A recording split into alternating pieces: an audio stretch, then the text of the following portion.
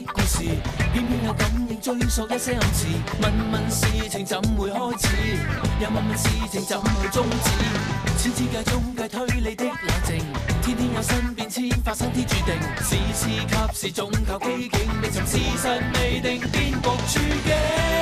是與非我心虛的雙眼似閃避，步步見機，最終他的痛悲。慢拼起，他跟我嘅做戲，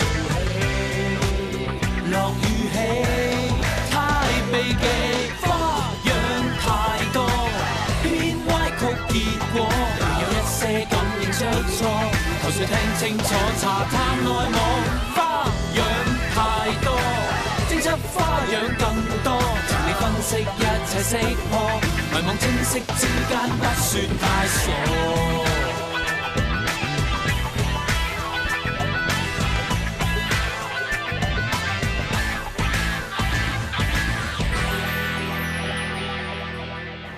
为什么？到底为什么？对不起。我现在不是想听你说一句对不起啊，我只是想知道为什么？为什么10几年前你一声不响就跑掉了？为什么在这10几年里面，你一个电话、一封信都没有给我们啊？你可不可以告诉我到底为什么？你别再问了。总之是老爸不对，我对不起你们姐弟俩。老爸，现在不是随便说一声对不起就可以当什么事都没有发生过。你知不知道，在这10几年里，你知不知道我很惦记你？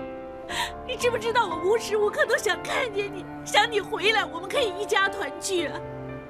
可是这个愿望，我始终都没有办法实现。我还记得我妈死之前，老是问我，你爸什么时候回来？你知不知道这个问题我问了自己很多年都没有答案？你可不可以今天告诉我到底为什么？当年都是我不对，我一时糊涂，我对不起你们。爸，我知道你一定有苦衷的，你是不是欠高利贷钱，怕他们杀你，所以你跑掉了？欠高利贷钱？爸，你当年走了没有多久，就有高利贷上门追债，害得我们老是要躲他们搬家。是，当年我错信了一个朋友，替他做担保，向高利贷借了一笔钱。后来那朋友跑了，我就这样背了一身债。当年我躲债躲到台湾，投靠了当地的朋友，一躲就躲了大半年。在这段时间里，我真的很惦记你们，所以我一看风声没那么紧，我就决定回香港找你们。于是我去找江湖朋友，预备借一点路费，谁知道那么倒霉，碰见他们被人寻仇，连我也一起被追杀。我虽然大难不死，可是却被警方当是黑社会一起抓了。我很无辜的坐了3年牢。老爸，为什么你坐完3年牢之后出来了，不找我们呢？出狱？我也以为可以坐完3年牢出来找你们，谁知道人倒霉喝凉水都会塞牙。我记得很清楚，我还有半个月就可以出狱了。当我在洗衣房做事的时候，无缘无故被我发现了一个地道，原来有黑道的人准备越狱，他们怕我通风报信，就拉我一起走。也不知道是他们走运还是我倒霉，我们最后还是被人发现，结果全都被抓回去了。都不知道为什么，老天好像故意耍我。总之到差不多的时候就会有事发生，不是监狱暴动，就是在我床底下搜到武器。总之3年之后又3年，3年之后又3年，说出来真的没人信。阿晴，你不相信我，我也不会怪你。爸，你不要再说了，我信你。你信我就好。为什么你回到香港，一直都不来找我们呢？有啊，我一出狱回到香港就找你们了。皇天不负有心人，终于在大半年前，我查到你们住的地方。我记得那天，我开开心心的买了蛋糕，准备找你们姐弟俩相认呢。没想到，不许要！不能扔啊！扔了他，有多远扔多远。弟弟，你明知道我恨那混蛋，还偷偷把他的东西藏起来。弟弟啊，不管怎么样，他还是我们的爸爸，你能不能把这些东西留给我当纪念啊？告诉你，我当他一早死了，他哪有资格做我们老爸啊？走，弟弟不要扔啊！喂，你记不记得老妈是怎么死的？那混蛋当年抛妻弃子，欠人家一屁股债，一声不响的就跑了，害得老妈要担起这个担子，积劳成疾，病死了。那混蛋，我这辈子都不会原谅他。如果他死了，算他走运；他不死，还敢在我面前出现，我不会让他过好日子。自从那次之后，我觉得我们一家团聚的希望，可能永远都不会实现。爸，我没想过跟你们相认，我只想可以经常见你们姐弟俩一面，就已经心满意足。想不到，今天晚上被你碰上。爸，可能是妈在天之灵保佑我们，一家人可以在一起。要不这样啊，你跟我回家。阿朗的性格我最清楚，他从小到大都很固执，他又怎么会相信我这个荒谬的故事呢？啊，这样好了，爸，我找机会回去试探他一下。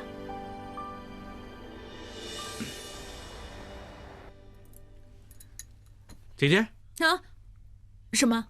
没事吧？一大清早就魂不附体的，你是不是不舒服啊？是吗？哎，你没发烧啊？不过现在一早一晚都凉了很多，你要多穿一件外套啊。我没事啊。对了，阿婷啊，你跟客人谈的怎么样了？你昨天很晚才回来的。对呀，我昨天搞定了那个客人之后呢，这么巧碰见了一个老同学，跟着我们去喝东西嘛。哦，这样啊。啊，真是不说不知道，我那个老同学啊，运气真好啊。他跟他老爸失散了很多年了，前一阵子他们居然碰见了，还说过几天摆几桌庆祝啊。这么巧，上个礼拜我有个同事也是摆了几桌庆祝，不过就不是庆祝找到他老爸，是庆祝他老爸死了。不是吧？死老爸还要摆酒庆祝？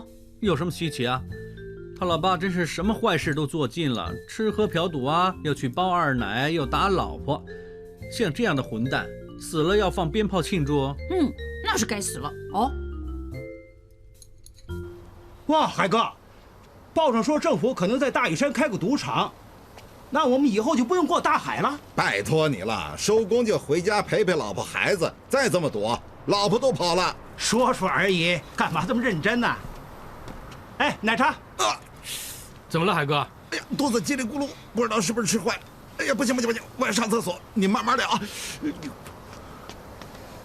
鸡哥，于 Sir，喂，上次不是叫你帮我找那个七折司机阿泰哥吗？有没有他消息啊？你来的太合适了，刚刚有他的消息。真的？你看，说了叫阿泰留港消费了，他又不听。现在好了，一去不回头。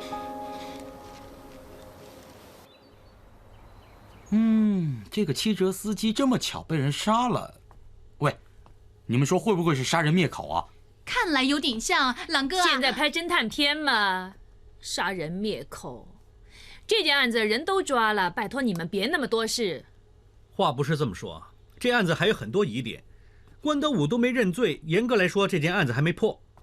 严格来说，哪有凶手会自己认罪的？不过你们放心，关德武呢？挺不了多久了，因为家俊一定有办法要他认罪。那倒是啊，拳头再近，打完你胸口，打你背后，你认不认罪啊？你当家俊什么人呢？程 Sir 那个人一向最讲规矩了，他怎么会乱来呢？那费 Sir 这话说对了，只有那些不守规矩的人才会乱来的。哼，规矩是人定的。你说如果我想见关德武，不知道合不合规矩呢？我劝你还是别想了。DIE 跟重案组的人井水不犯河水。你呀，死了这条心吧。不过呢，如果关德武想见我，照规矩是没人可以阻止的哦。嘿嘿。哼。喂，易 Sir， 我听我律师说你已经找到证据，证明我没有杀死我大哥，你是不是找到真凶？对不起，其实我还没找到真凶。啊？不是吧？那你要不是这样跟你律师说，你又怎么会主动来找我呢？哎，你都没找到真凶。那你见我干什么？是这样的，关于这案子有些事我不太明白，想问问你。比方说，在你大哥遇害之前，他究竟躲在什么地方呢？你找错人了。老实说，这件事我真不知道。他一向怎么跟你联络呢？一直以来都是他打电话给我。你记不记得最后一次跟他联络是什么时候？哇，我哪记得那么多啊？我只记得我大哥死之前，他有好一阵子没打电话给我。他传了一张照片给我，那算不算是联络？照片？在发现他尸体前一晚，他无缘无故传了张照片给我。什么照片？一张古老大钟的照片。古老大钟？哇，志强哥，你真忙啊！下午茶时间都不去喝茶，在这儿工作哈。怎么样，美人姐，很久不见了。哎呀，别提了，刚刚调了个新部门，忙得要死。趁今天有空，介绍个同事过来这儿参观一下嘛。哎，小二哥，小二哥，这里呢就是拘留所的储物室了。志强哥是这儿的主管，有什么问他就行了。什么主管呢？这豆腐干那么大，一眼全看见了，有什么呀？志强哥，你太谦虚了。哎呀！你没事吧？不知道为什么突然间胃痛啊！哎呀，志强哥，你这儿有没有胃药啊？药这里没有胃药，不过茶水间好像有啊。麻烦你过去帮我拿一拿，如果我在这儿出事儿就不太好了。哎呀，行了你，等一会儿我拿给你啊。好，谢谢你。志强哥，拜托你拿杯水过来给我吃药啊，快点儿啊！行，我去拿，很快啊！哎呀！美人，这张照片你真在关德武手机上拿到的？当然了，我已经查过上面的时间跟日期，完全跟关德武所说的吻合，于是我马上传给朗哥。朗哥啊，我是不是很棒啊？太棒了！你们这么做是不是太过分了？如果给人家知道我们擅自拿走了证物，整个 DIE 都会有问题。万一害得费 Sir 提前退休，你们过意得去吗？嘿嘿 ，Madam， 你要不用这么紧张。第一，我们也是想尽快帮忙破案啊。是啊。第二，我们没拿走什么证物，我们只不过是借个手机传了个短信而已嘛。你们看，有照片了。诶，只有一个钟？是啊，那是什么意思？我暂时还不知道。不过这个大钟上显示的时间跟关德文的死亡时间相当吻合，我相信是关德文临死的时候把这张照片传出去的。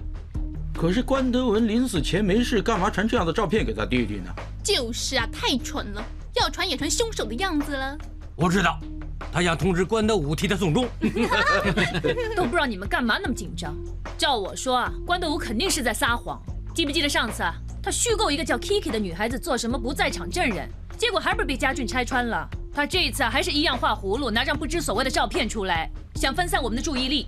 那总而言之呢，我觉得关德文临死前把这照片传给他弟弟，一定有他的意思，只不过谜底我们还没有解开嘛。又是说废话。那 Hello, Ferguson speaking. Oh, good morning, sir.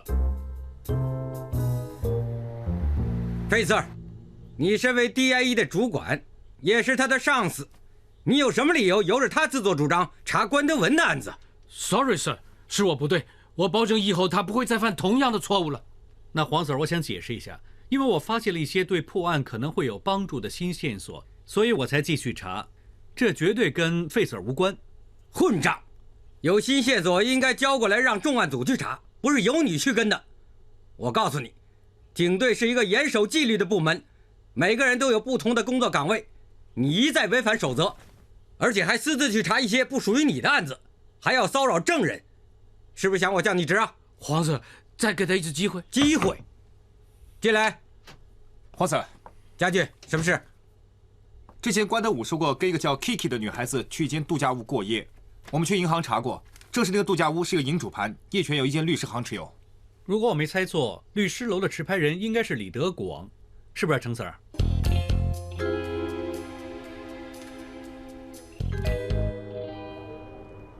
于 Sir， 我再说一次，上去之后有什么问题由我问，你不要乱说话，清楚吗？有机会跟程 Sir 学习，我一定看你眼色的，你放心好了。哎，又是你们两位警官来查案，那你们运气不好。这部电梯刚刚坏了，麻烦你们坐这部上18楼再下一层。谢谢。我真是走运，有一部电梯还没坏。如果要你跟我走上17楼啊，你嫌我都不行啊！不知道维修部那些人怎么做事的，电梯怎么修都修不好。就是啊，真是太离谱了。之前按钮刚刚才坏掉，现在更过分，电梯动都不动。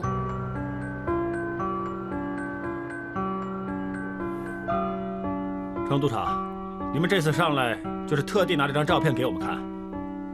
这张照片是在关德武的手机里面找到的，据他说，是在发现关德文尸体的前一晚，关德文传给他的。我们怀疑照片跟关德文的死有关，所以给2位看看，有没有什么印象？我从来没有见过这个钟，我也没有见过。不过我真是不明白，德文是被德武杀死的，那他临死之前怎么会传这种东西给他呢？哎，关太太，你怎么知道你先生在临死之前传过这张照片给关德武呢？这个也是想当然，是人都会这么想了。是，不过，对不起，对不起，忘了今天你是主角。你继续，继续。由于我们几乎可以肯定，郊野公园的埋尸地点绝对不是第一案发现场。既然这张照片极有可能在关德文临死前传出来的，我们有理由相信，这古老大钟的所在地就是第一案发现场。也就是说，只要找到这个地方，就可以搜集更多的证据，查出关德文被杀的真相。还要查？一眼就看得出关德武是杀人凶手。他搞这么多事，无非想扰乱你们警方的视线，制造一些对他有利的疑点，将来上了法庭可以用来推翻对他不利的证据嘛。李律师就是李律师，这都让你想到，果然熟悉法律。对不起，对不起，继续，继续。程督察，如果你们要继续浪费警方的时间和纳税人的金钱查这些无聊的事情，我没意见。不过我跟关太太还有一个很重要的会要开，恕我们没时间陪你们继续玩下去。我相信你们还有很多事要谈，不妨碍你们。我们先走。啊，关太太，你知不知道你先生的手机号码呢？于 Sir， 你真是会开玩笑。我一直以为我先生已经死了，我又怎么会知道他新手机的号码呢？你不是怀疑我吧？没有，我随口问问。因为发现你先生尸体的时候，在他身上找不到那部手机，那我们有可能相信这一部手机留在了案发现场。无所谓，当我没问过，拜拜。关太太，你怎么知道你先生出了一部新手机啊？哦，果然知夫莫若妻啊。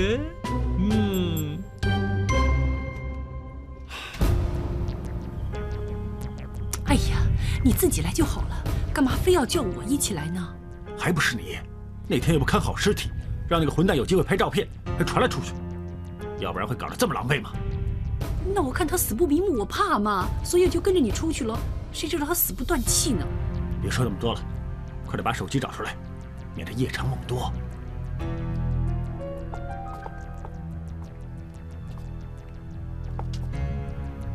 喂，找到了，沙发底下。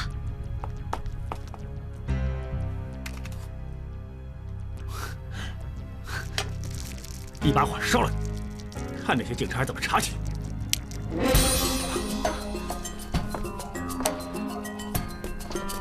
哇，你们两个 BBQ 啊！烧鸡翅膀我见得多了，烧手机还是第一次见。哎，完了完了完了！让我来。你们怎么在这儿？完了完了！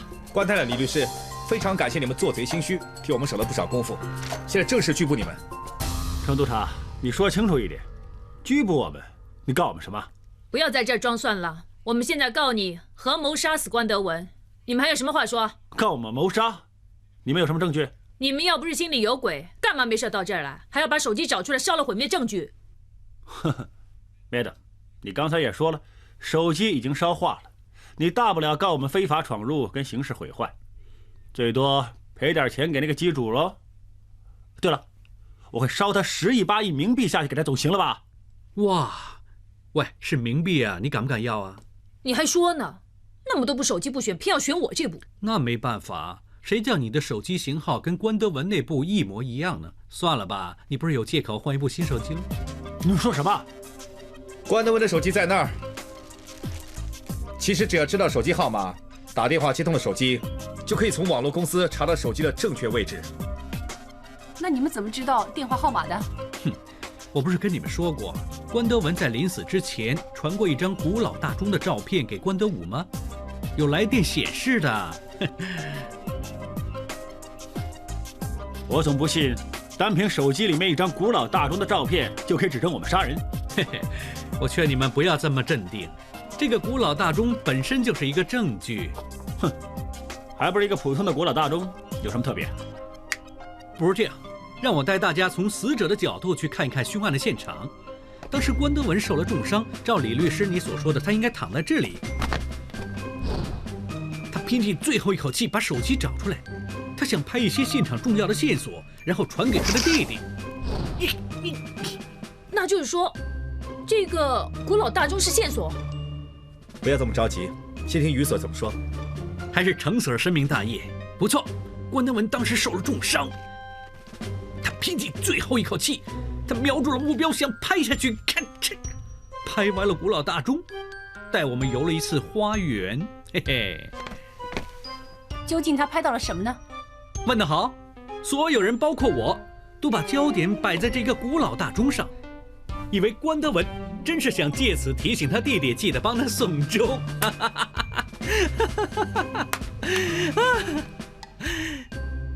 简直太好笑了。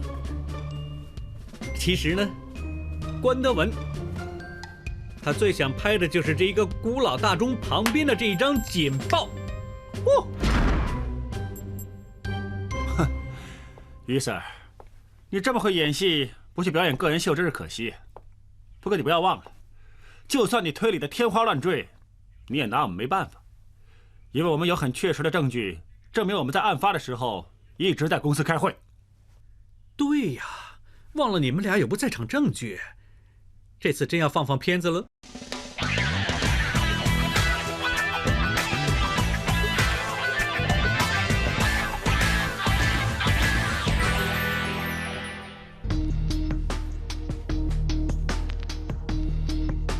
这段片子看过很多次了，没什么不对啊。光看你们提供这段片子呢，当然没什么不对了。可是我们再看同一天早一点的时间录的那个片子就有分别了。大家不妨看一看，在这两段片子里，那排按钮，这份是 M&E 公司大厦升降机损坏跟维修记录，上面很清楚地记下了在案发当天，1号电梯标板上面有几层楼的按钮是烧了的。在白天这段片子里，有几个按钮是一直都没亮过的。而你们提供那段片子的按钮全部都没坏。有什么稀奇？不许那些按钮白天坏了晚上修好了吗？根据这一份记录，由于你们维修部的同事一直买不到配件的关系，那些按钮要2天后才修好。你们维修部的同事做事真是太慢了。你们全公司的同事都知道，只有你们不知道吗？也就是说，这个不在场证据是伪造的。还有什么话说？我真是不明白，为什么当初你要跟关德文合谋，假绑架、装死、骗保险金，到最后你又要杀了他呢？这全都是他逼我的，要不然怎么会搞成这样？不错，在3年前，我们公司的财政是出现了问题，我跟德文逼于无奈，只好叫德文假装被人绑架，然后装死来骗保险金。为了布这个局，德文定期的抽血，再把那些血存起来，最后利用那些血令警方、法医和法官都相信德文已经被人撕票杀死了。我们本来想拿到保险金，还掉那些债之后呢，就一起离开香港。谁知道就在这个时候，公司的生意越做越好，而我也发现自己爱上了 Emmon。德文3番4次的逼我结束公司，跟他一起走。可是我放了那么多的心血在公司上，我没有理由就这么放弃啊，所以我一直拖着他。后来他终于知道了我跟 Emmon 的事，本来我打算给他一笔钱，大家各走各的，谁知道他嫌少。后来还加上他那个可恶的弟弟买通了灵媒，拿了一封假的遗嘱，想把我们这么多年的心血抢走。我没有办法，于是找他谈判，想不到他不但不妥协，还说要站出来公开真相，跟我们同归于尽。Emmon一时冲动，就跟他打了起来。结果，夫妻本是同林鸟，大难临头各自飞。早知这样，又何必当初呢？现在叫你拍文艺片呢？于所他说的对，两夫妻本来好好的，为了钱搞得你死我活，不值。那这次能破了这件案呢，全靠朗哥排除万难，锲而不舍，不畏风霜。哼，拍马屁要不要拍得这么夸张啊？香港有风霜吗？现在天气冷嘛。其实这次靠大家齐心合力才可以破案的，功劳应该属于大家啊。总之我知道这次辛苦大家了啊。不辛苦，最辛苦是于 Sir。不过有的事真是怎么想都不明白。既然何永琛跟李德广都承认杀了关德文，为什么还死不承认杀死艾斯梅达呢？嘿，你这个问题问得很好，不过暂时还不知道为什么。嘿，朗哥啊，人家这次这么大牺牲，为了帮你拿到关德武的手机，你有什么表示呢？你有多大牺牲啊？听说那天你只是装胃疼。我不管，朗哥，你答应了我的，你不许反悔的。请你看戏好不好 ？OK， 好，我现在马上去上网订票，就看今晚7点半那出《翻云覆雨》吧。OK。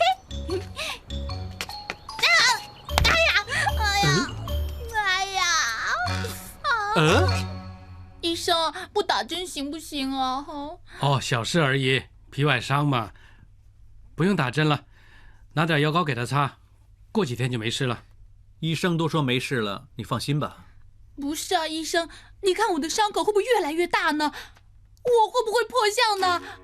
还有啊，我看东西老是觉得有点阴影似的，你看会不会是视网膜脱落呢？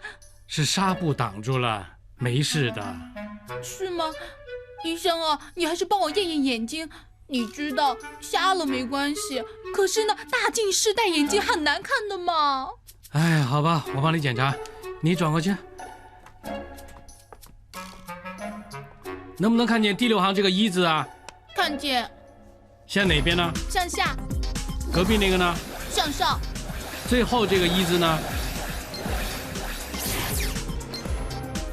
明白了，所有谜团终于解开了，耶！明白了，谢谢你，谢谢。师傅，哎，帮我看看这儿。好的。哎，关先生，好久没见了。于 Sir， 今天怎么有空啊？我经过楼下就上来看看你啊。于 Sir， 谢谢你的英明领导，把我大嫂跟那个缺德律师绳之于法，还我个清白。现在这公司由我掌管了，那我顺便找个师傅来看看有什么需要修改的。于 Sir， 如果你做腻了警察呢，你想换换环境，不妨想想这间公司，这间公司随时欢迎你。别开玩笑，关先生。不是开玩笑。进来台。喂，于 Sir， 别客气，随便坐。关先生，你又换了一副新眼镜啊？有眼光，限量版，全香港只有10副。啊，你真是有换眼镜的瘾啊！不过自从换了这副眼镜之后，又犯官非。我看旧的那副眼镜保险一点，是吧？迷信这东西信不过的。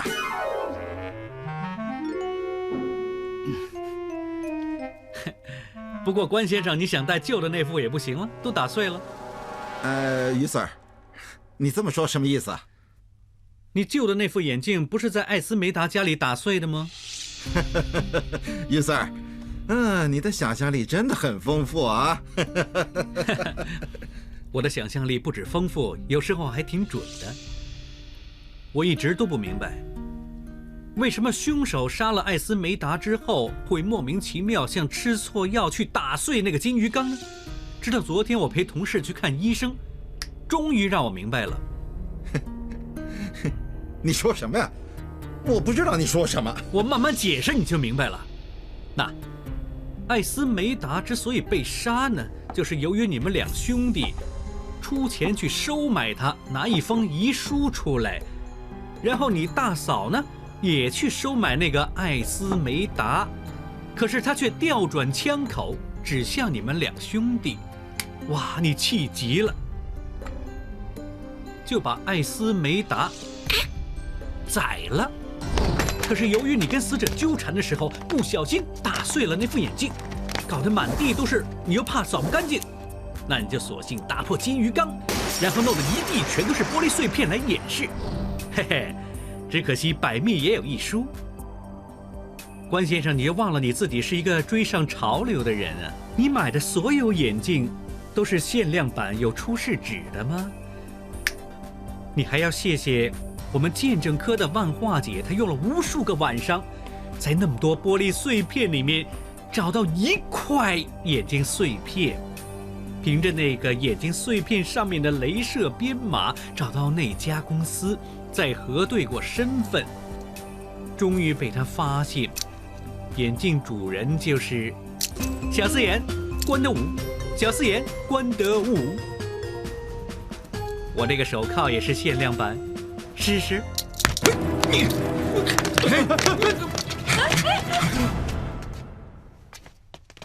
怎么，拜李小龙啊？就算李小龙在世，我也不害怕。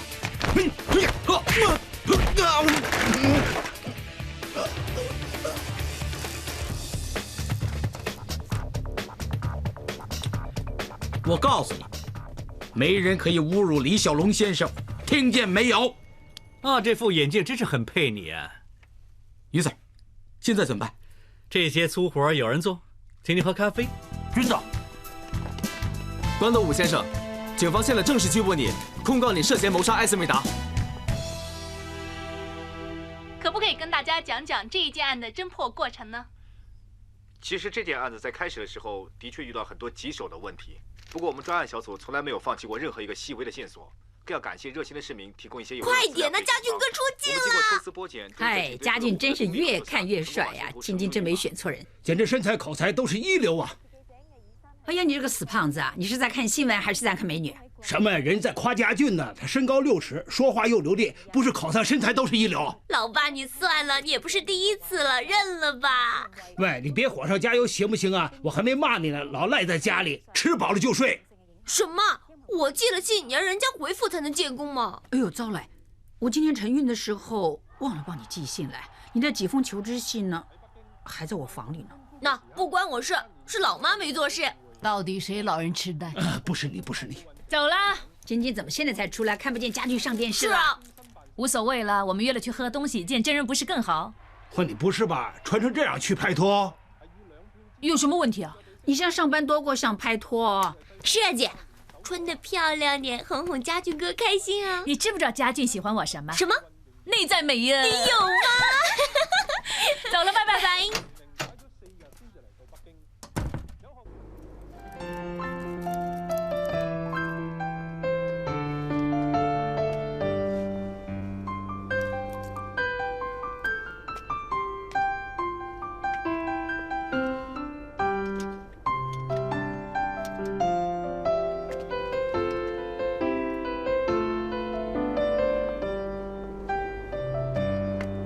家俊，很漂亮哦。是啊，很漂亮啊，这配晚装好啊，试试吧。谢谢。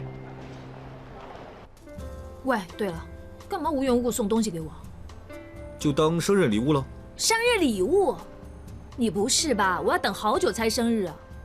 慢着，发生什么事了？快点从实招来。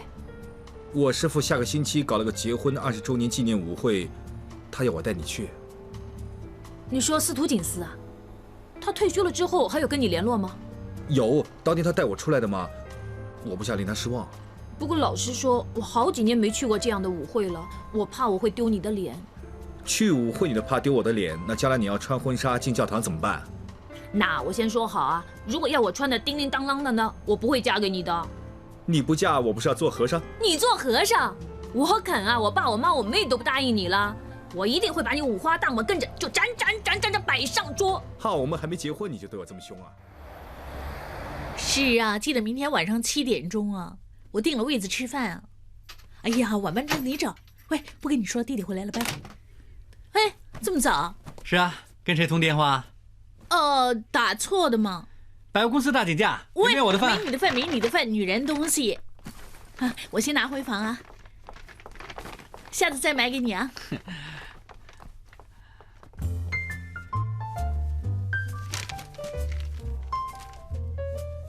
衬衫、领带、古龙水、背心、男内裤、加大，这也叫女人东西啊！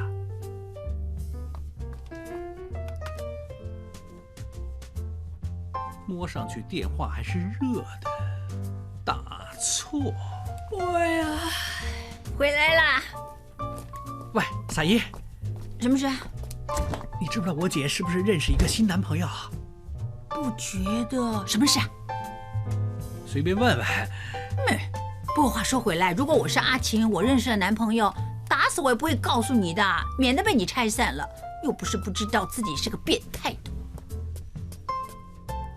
不告诉我，替人家买男装内裤，难道已经跟那家伙？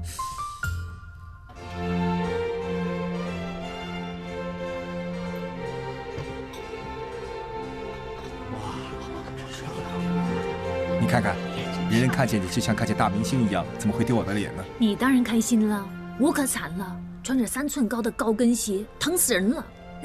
以我这根大拐杖撑着你没事的。程 Sir， 喂，现在才来啊？哎，什么时候认识个新漂亮女朋友啊？别玩了，Madam 行都不认得。他是那个男人婆？我拜托你先验验眼睛，怎么抓贼呀？他喝醉了。Michael， 陪他去洗手间洗个脸。好，来，把杯子给我，把杯子给我，来。要不是那么多人在，我一定推他靠墙，踹他一脚。没关系啦，起码他第一眼看见你都说你漂亮。我平时难道很差吗？师傅在那边，过去打个招呼。好，师傅。没问题。哎，失陪了啊！好，家具，恭喜师傅。好，谢谢。哎，哇，晶晶，你今儿晚上好漂亮啊！家具，厉害啊，男才女貌，羡慕死人了。师徒四儿，你笑人家？还师徒四儿？我很久没做二四了。对了，没看见师母啊？哦，师母啊，在那边陪那些麻将搭子呢。Uncle Ben， 卓奇，结婚20周年快乐。OK， 谢谢。哎，你来的正好，介绍个人给你认识。成都茶嘛，我们见过面了。你这么快就忘了我了？我上个星期才给你做完访问呢。让卓小姐这么漂亮的女主播访问过，怎么会忘了呢？你真会开玩笑。啊，这位一定是你的女朋友。你好，我是卓奇。你好，邢晶晶，很高兴认识你。我也是。上次跟你做的访问呢，说的内容比较表面一点，不知道你什么时候有时间，我们可以做一个深入一点的访问呢？我没问题啊，不过我想你一定要先安排一下才行。那就一言为定了。卓奇，你很想找人访问吗？正好，那边我有几个老朋友，你一定有兴趣的。过来，我介绍给你认识啊。一会儿见。失陪了。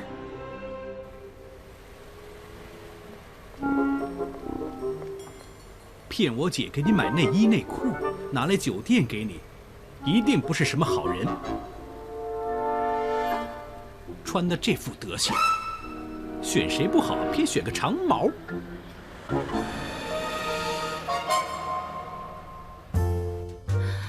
舒服，穿着这身行头真是要我的命，比背着几10磅装备巡逻还要惨。如果要我结婚穿成这样，我宁愿不嫁了，真是。哇，爽啊！谁呀？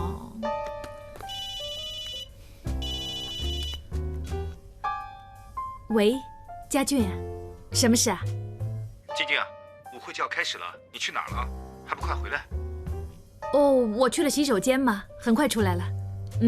拜拜。又要去受刑了。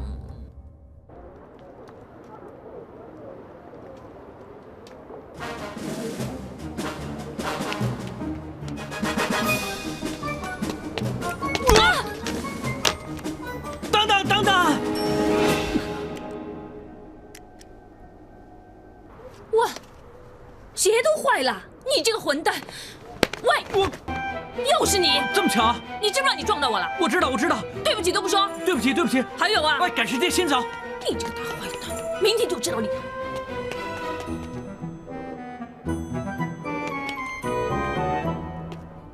那个混蛋于子朗真是个瘟神，看见他就没好事。你的脚是不是很疼啊？我陪你看医生。我的心更疼啊！这鞋1000多块呢，穿了不到1个晚上就报销了。钱事小，最要紧你没事吗？最可惜不可以陪你跳舞。咦，成都茶邢小姐怎么坐在这儿不出去跳舞啊？哎，我的鞋坏了。咦，你有没有空啊？有空，什么事啊？你陪家俊跳个舞啊，他很闷呢。我陪你不闷呢。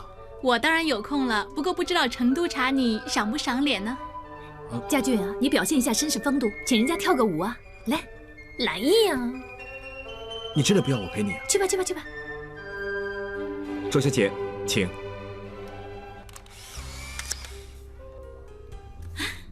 谢谢，爸，一人留一张。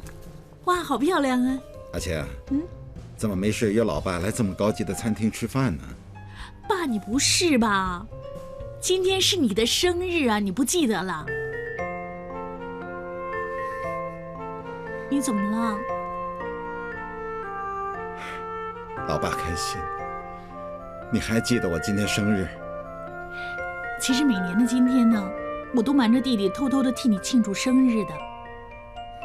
不过从今天开始呢，以后每年你的生日我们都可以一起庆祝了，开不开心呢？哎，还有，生日快乐 ，Happy Birthday， 爸爸！你这个下流长毛，敢骗我姐姐来开房间，让我找到你就死定！不对啊，这么多间，我每间敲，那要敲到什么时候啊？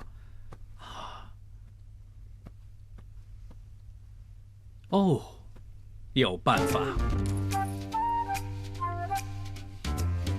这岂不是犯法？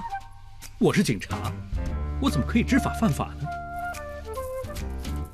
话不是这么说，我现在救人嘛，救那个还是我姐姐，为了她的终身幸福，犯法也要做。1、2。不是这么倒霉吧？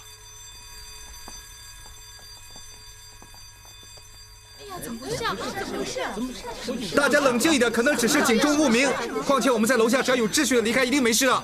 冷静点，冷静点。不是吧？偏偏在我鞋坏的时候。